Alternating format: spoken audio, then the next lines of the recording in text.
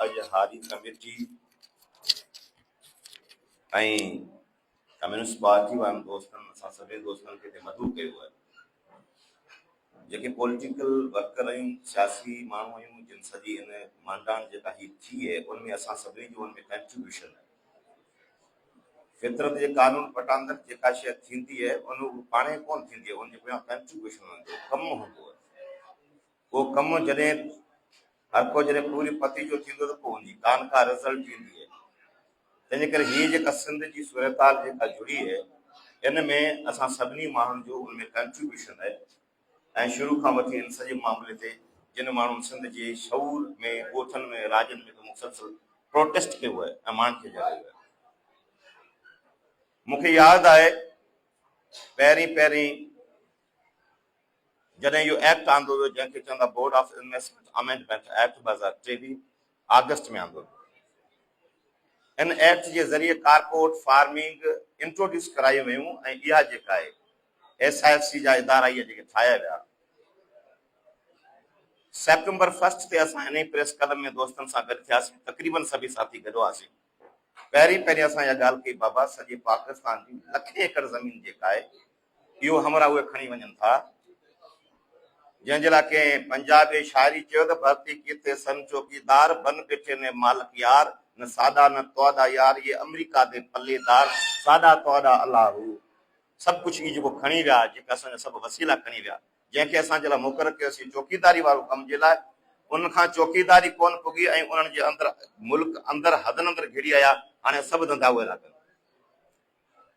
सॼो धंधो गैस खां, पेट्रोल खां, कोयलो खपे, सभई मामला खपनि, बंदर जा मामला बि खपनि, हाउसिंग स्कीमूं इन्हनि जूं खपनि, टोटल मामला इहा खपनि। बाक़ी बची हिकिड़ो धंधो खेती बाड़ी जो, उहो बि हमरा इहे चवंदा हाणे असीं इहे कंदासीं। उन खेती बाड़ी जे लाइ इन्हनि इहो पहिरीं एक्ट आंदो। इन एक्ट जे तहत कारपोरेट फार्मिंग जेके ज़मीनूं 13 लख सिंध जूं, 48 लख एकड़ पाकिस्तान जूं इनिशियल स्टेज ते, पोइ वरी वधायूं थरपारकर जी 10,000 एकड़, 52,000 एकड़ त सिंध गवर्नमेंट ॾेई छॾी, 28,000 एकड़ पंहिंजी खैरपुर जी, 18,000 एकड़ पहिरीं अमरकोट जी, ऐं उतां जो वरी DC साहब हाणे वरी 1,80,000 90,000 चयो त इहा अञा ॿी पई ऐं ॾियण जे लाइ तयारु आहियां। एनिमी प्रॉपर्टी, स्टेट प्रॉपर्टी अलाए केतिरी पई, एवेक्यू प्रॉपर्टी अलाए केतिरी पई, जेका स्टेट प्रॉपर्टी कंहिं टाइम ते फ़सुलु कंदा इहा स्टेट प्रॉपर्टी, तंहिंजे करे असीं कारपोरेट फार्मिंग जे नाले में ॾियूं था। कारूंजर जे मामले में असांजे कोर्टनि फ़ैसिलो कयो, उनखे बि सनअतकारी करे चवंदा बाबा इहा पासे हेॾा ॾियूं था। ही खीरथर वारी सॼी पटी उहो ॾींदा, हेठां बदीन वारे सॼे पासे माण्हुनि खे नोटिस मिलिया आहिनि, माण्हू स्ट्रगल था कनि, उन्हनि जे घरनि जे पासे वञी अची खारदार तारूं लॻायूं आहिनि, हमरा अची बीह रहिया आहिनि, चवंदा इहा ज़मीन असांजी। हिन सॼी ज़मीनूं जेके आबाद कंदा उन्हनि जे लाइ इन्हनि स्ट्रेटेजिकली तौर ते पाणी कीअं पुॼाइजे उन्हनि जे लाइ कैनाल वारो मामिलो थारियो। ॻाल्हि रुॻी कैनाल जी न आहे, कैनाल छाजे लाइ ठाहिया वञनि था, उहो कारपोरेट फार्मिंग जी ज़मीन आबाद करण जे लाइ। असांखे बि ख़ुशी थींदी न तरपाकर जे माण्हुनि खे, बाबा थर जो कैनाल कोन निकिरे, थर जो कैनाल थर जे माण्हुनि जा कोन थो निकिरे, इहा खैरपुर खां उरखां हेठि रहणी कैनाल हितां निकिरंदो, जेको पासे मां सॼे अछड़े थर वारी 28,000 एकड़ खैरपुर जी, 2 लख एकड़ अमरकोट जी, ऐं ॿिए पासे जेके ज़मीनूं कारपोरेट फार्मिंग हिननि यारनि खे मिलंदी, उहा ज़मीन आबाद थींदी, असांखे त पाणी कोन मिलंदो। ईअं टोटल हिन जा 6 कैनाल जेके आहिनि उहे टोटल कारपोरेट फार्मिंग खे आबाद करण जे लाइ। पोइ माण्हू ॻाल्हि करे थो त कैनाल मामिलो ऐं कारपोरेट फार्मिंग जुदा आहे, इहा ॻाल्हि ई ग़लति आहे। तंहिंजे करे कारपोरेट फार्मिंग गॾु मामिलो, इन्हनि खे इहा ख़बर हुई त इन सॼे मामले जे ख़िलाफ़ माण्हू उथंदा, नंढड़ी ॻाल्हि थोरी आहे। नंढड़ो हिकिड़ो ॻोठ जो कुझु हज़ार एकड़ जेका ज़मीन गोड़ाणनि जी जेकॾहिं ऑक्यूपाई थी थिए, उनजी स्ट्रगल केॾी थी थिए, लॉन्ग मार्चूं थी कंदा।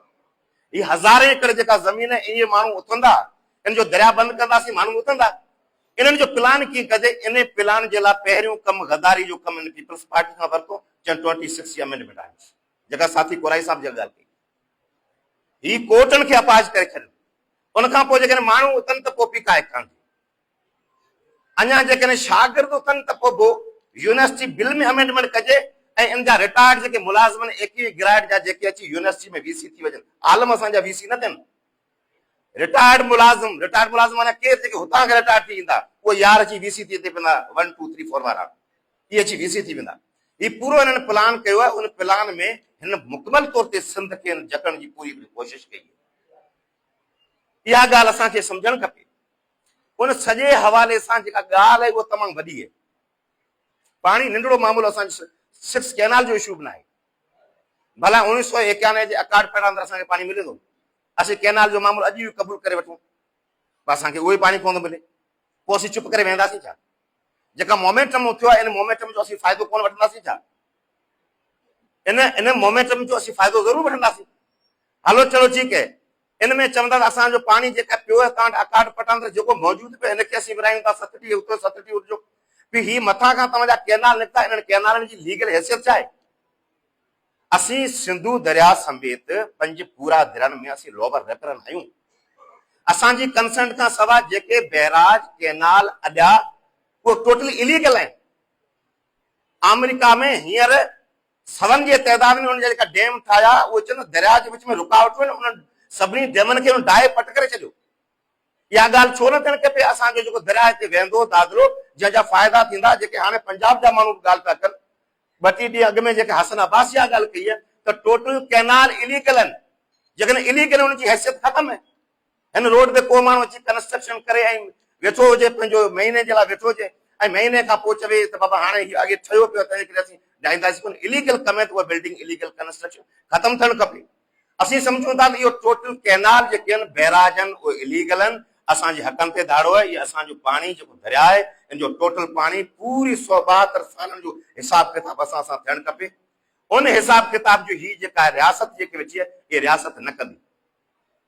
रियासत ते जेको काबिज़ कुवत वेठी आहे उहो जागीरदारनि जी पार्टियूं, सरमायादारनि जूं पार्टियूं ऐं एस्टेब्लिशमेंट में जेके काबिज़ जेको मखसूस हिकिड़ा जनरल जंहिंजो वास्तो पंजाब जे मखसूस हिकिड़े इलाइक़े सां इहे क़तल कोन कंदा। इन जे पॉलिटिकल एजिटेशन वॾे तइदाद में ऐं घणा असां था इतादी घणा माण्हू जेके उनखे गॾु करण जी ज़रूरत आहे, उनखे अवेयरनेस करण जी ज़रूरत आहे।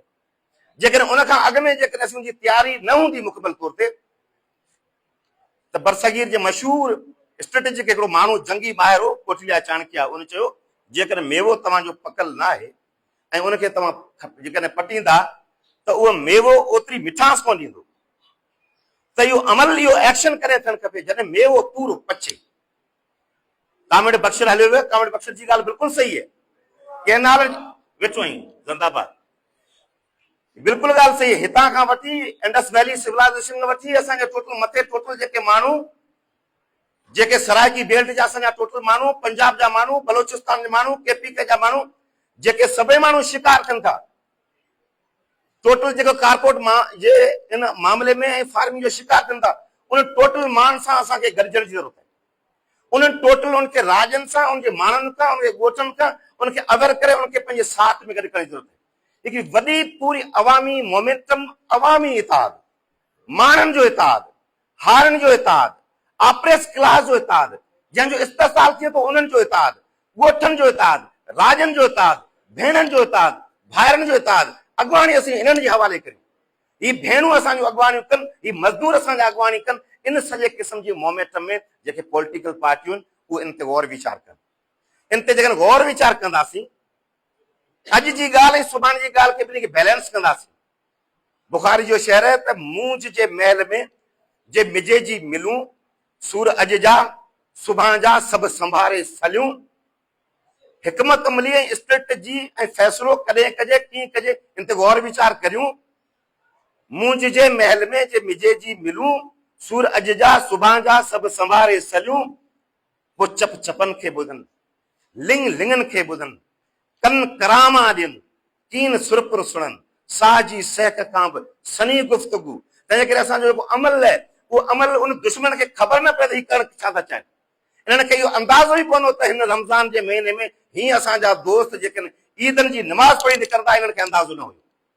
इन्हनि खे अंदाज़ो ई कोन्हे जेको सिंध जो मोमेंटम तयारु थियो आहे, इहो अंदाज़ो न थी। इन ते असीं पॉलिटिकल जेके माण्हू आहियूं उहो अवेयरनेस ॾियण जी ज़रूरत आहे। साथी जी ॻाल्हि हुनखे सेकंड कंदुसि, बख्शर जी ॻाल्हि खे सेकंड कंदुसि।